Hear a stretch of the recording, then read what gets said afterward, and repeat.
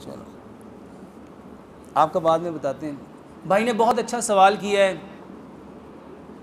उस्मान वो गाड़ी में ना, इन्हें बताओ वो किताबें निकाल लाओ ज़रा, और एक किताब मुझे दे देना।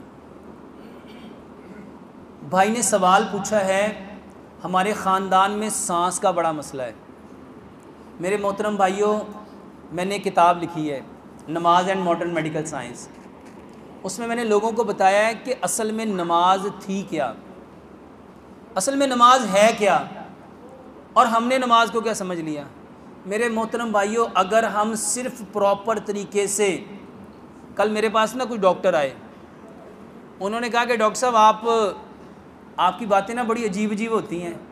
अच्छा, मज़े की बात यह फ़ायदा होता है, होती अजीब है लेकिन हैरान इस बात पे फ़ायदा होता है। इसके पीछे लॉजिक क्या है, ये फ़ायदा कैसे करती हैं। वो कहने लगे कि मेरे शैटिका पेन थी, मैंने वो लंबा सजदा किया और अल्हम्दुलिल्लाह मेरी शैटिका पेन बहुत बेहतर हो गई बिना दवाई के। मैंने ना उसे ये किताब दिखाई, मैंने कहा ये मैंने किताब लिखी थी और इसमें मैंने लोगों को बताने की कोशिश की है कि ये किताब असल में नमाज है क्या। मेरे मोहतरम भाइयों, नमाज का एक एक पोस्चर, नमाज की एक एक हालत, अल्लाह की कसम खा के कहता हूँ, इस कायनात के अंदर बसने वाले जो इंसान है ना, उनके लिए रब ताला की तरफ से इनाम है, इनाम है। और बदकिस्मती हमारी ये है कि हमने उसको अपने ऊपर समझा कि ये तो साढ़े ते फ़र्ज़ है, इनके पढ़े बगैर तो गुजारा ही कोई नहीं।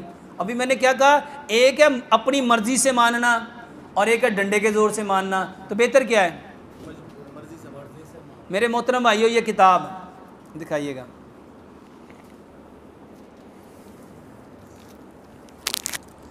इसमें मैंने बताया है कि ये जो सजदा है ना, सजदा, ये जितने लोगों की सांस की बीमारियां हैं, जितने लोगों को सांस की बीमारी है, मेरे मोहतरम भाइयों, सांस की बीमारी फेफड़ों की वजह से होती है। अल्लाह सुब्हानो ताला आपके फेफड़ों को 100% मजबूत करना चाहता है। और आप हैरान होंगे, हमारे फेफड़े, हम अपने 24 घंटों में से तकरीबन 18 घंटे इसी हालत में रहते हैं जैसे मैं अभी हूँ। या बैठे होंगे, या खड़े होंगे, या चल रहे होंगे, या लेटे होंगे। मेरे मोहतरम भाइयों, इस हालत में आपके फेफड़े 60 to 70% काम करते हैं, 60 से 70%। दूसरी हालत है रुकू, जिसको बोइंग पोजीशन कहते हैं, 90 का एंगल, इसमें आपके फेफड़े 70 से 80% काम करते हैं। और तीसरी हालत है सजदा। जब हम सजदा करते हैं ना, तो हमारे फेफड़े नीचे आ जाते हैं और पूरे खुल जाते हैं। अभी फोर्स ऑफ ग्रेविटी ने हमारे लंग्स को नीचे को खींचा हुआ है इधर से। जब हम खड़े होते हैं तो हमारी टांगों से, जब हम सजदा करते हैं तो फेफड़े किधर को आ जाते हैं, नीचे। उस वक्त फेफड़े 100% काम करते हैं। और प्यारे पैगंबर जनाबे मोहम्मद सल्लल्लाहु अलैहि वसल्लम ने क्या फरमाया, अगर लोगों को पता चल जाए कि सजदे में इंसान को क्या मिलता है, तो इंसान कभी सर अपना सजदे से उठाए ही ना। दूसरी हदीस है, नबी सल्लल्लाहु अलैहि वसल्लम ने फरमाया, सजदे में इंसान सबसे ज़्यादा अपने रब के करीब होता है। एक और हदीस है, नबी सल्लल्लाहु अलैहि वसल्लम ने, सजदे में इंसान का सर अल्लाह के कदमों में होता है। मेरे मोहतरम भाइयों, अगर अपने फेफड़े मजबूत करना चाहते हो, इस भाई का मसला है, मैं कोई दवाई नहीं बता रहा, हर 2 घंटे के बाद 10 मिनट का सजदा करो। हर 2 घंटे के बाद।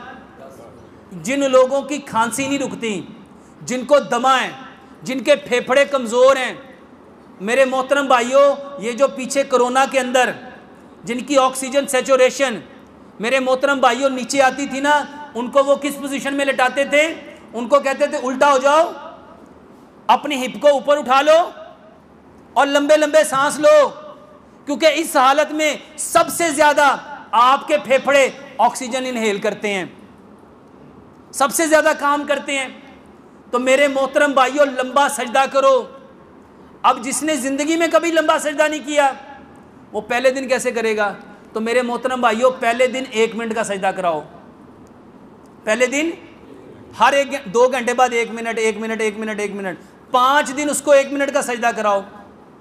अगले 5 दिन उसके 1 मिनट जब परफेक्ट हो जाए तो फिर 2 मिनट का करा दो, अगले 5 दिन 3 मिनट का करा दो, अगले 5 दिन 4 मिनट का करा दो, अगले 5 दिन 5 मिनट का करा दो, हत्ता कि उसको बढ़ाते जाओ।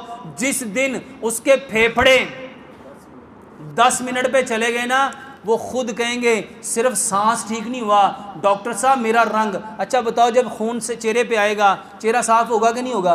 अच्छा, जब दिमाग को खून ज़्यादा मिलेगा दिमाग परफेक्ट काम करेगा कि नहीं करेगा? जब आंखों को ज़्यादा खून मिलेगा आंखों की बनाई तेज़ होगी कि नहीं होगी? जब दांतों को खून ज़्यादा मिलेगा दांतों का ये जो पायोरिया है, दांतों की सेंसिटिविटी है, ये जो दांत हिलते हैं क्या मजबूत होंगे कि नहीं होंगे? जब कानों को खून मिलेगा ये मजबूत होगा कि नहीं होगा? मेरे मोहतरम भाइयों, एक सजदा नहीं है, इसमें मैंने बताया एक सजदा 80 बीमारियों का इलाज है। मेरे मोहतरम भाइयों, सिर्फ सजदा लंबा करो, कोई दवाई नहीं है। और भाई पूछते हैं, अच्छा लोगों के यहाँ ये भी बड़ा प्रॉब्लम है कि सजदा लंबा करने से क्या मुराद है? टाइम ज़्यादा या हाथ आगे लेके जाने हैं? नबी सल्लल्लाहु अलैहि वसल्लम ने सजदे के लिए 10 चीज़ें बताई हैं। सबसे पहली बात, सजदे में आपका पेट आपके रान के साथ नहीं लगना चाहिए, और ये उसी वक्त होगा जब आपके हाथ आगे जाएंगे।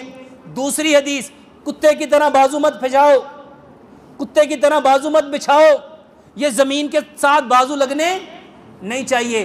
तीसरी हदीस, बाजू ऐसे रखो कि बगल की सफ़ेदी नजर आए। चौथी हदीस, अगर बकरी का बच्चा यहां से गुजरना चाहे तो आराम से गुजर सके। पांचवी हदीस, 7 हड्डियों पे सजदा करो। कितनी हड्डियों पे? अच्छा, कौन कौन सी 7? 2 पांव, 2 घुटने, 2 हाथ, 7वीं कौन सी है? ये सवाल है। अब कोई कह रहा है नाक, कोई कह रहा है पेशानी। मेरे मोहतरम भाइयों, यह है छठी हदीस। नबी सल्लल्लाहु अलैहि वसल्लम ने फरमाया, सजदे में अपनी नाक खाक आलूद करो। और नाक कौन सी है? क्या ये नाक है? ये नाक है। मेरे मोहतरम भाइयों, ये नाक है, सजदे में ये नाक लगानी थी। 7वीं हदीस, नबी सल्लल्लाहु अलैहि वसल्लम ने फरमाया, ज़मीन की सख्ती महसूस करो, ज़मीन की सख्ती महसूस करो। 8वीं हदीस, सजदे में आपके दोनों पांव आपस में मिले होने चाहिए, एड़ियां आपस में मिली होनी चाहिए, और पांव की उंगलियों का जो पेट है वो ज़मीन के साथ चिपका होना चाहिए। और 10वीं हदीस, सजदे में कभी भी आंखें बंद, ये 10 चीज़ों से सजदा करो। वल्लाह ये जो जितनी बहनें हैं ये कहती हैं दाने हो जाते हैं, एक्नी हो जाती है, पिंपल हो जाते हैं, फ्रैकल हो जाते हैं, ब्लैक सर्कल हो जाते हैं, ब्लैक स्पॉट हो जाते हैं, चेहरा काला सियाह हो जाता है, दाग और धब्बे बन जाते हैं। मेरे मोहतरम भाइयों, दवाई मत खाओ, सिर्फ सजदा करो, सिर्फ सजदा करो, सिर्फ सजदा करो। अल्लाह की कसम ये सजदा नहीं है। अगर पता चल जाए ना ये क्या है, बंदा कभी सर सजदे से उठाए ना।